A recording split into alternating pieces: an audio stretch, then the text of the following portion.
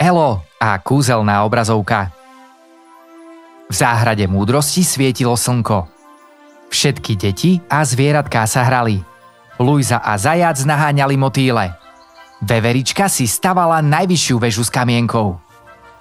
Len Elo sedel sám na zemi pod stromom a bol úplne ticho.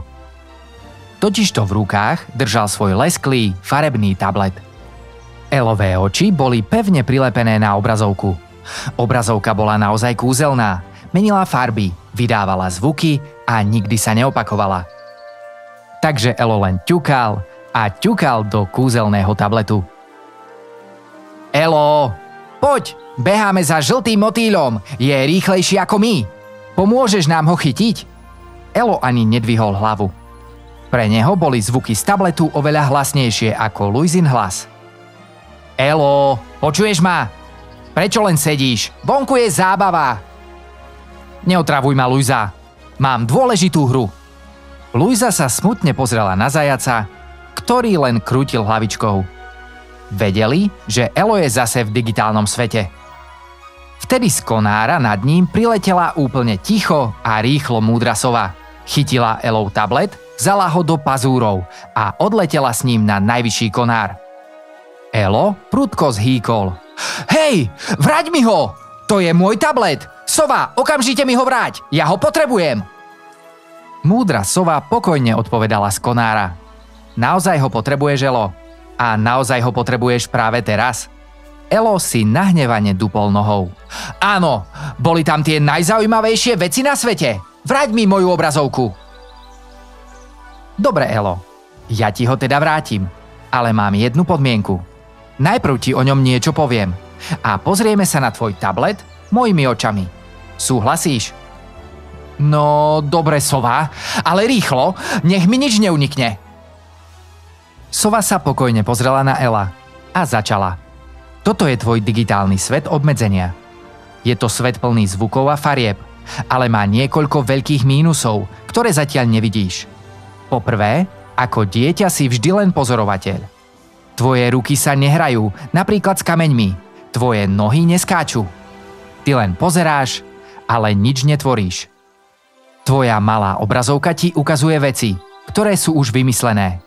To znamená, že tvoja fantázia a tvoja hlavička nemusia pracovať tak šikovne, ako keď sa hráš s hračkami, loptou alebo Luisou.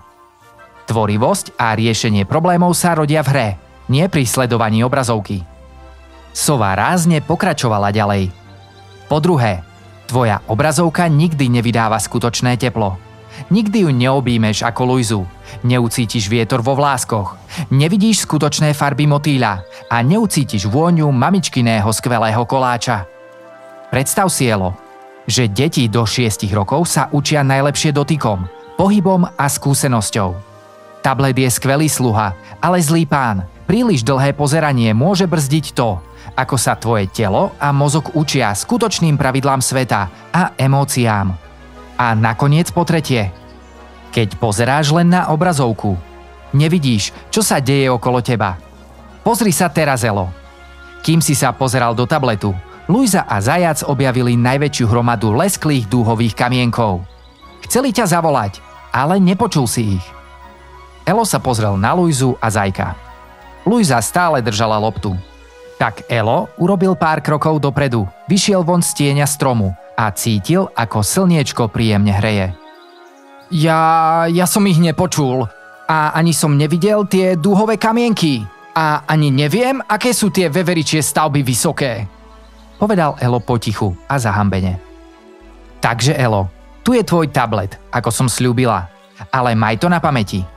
Tvoj tablet má byť tvoj dobrý pomocník. Môže ti pomôcť učiť sa, ale len na krátku, veľmi krátku chvíľku počas dňa.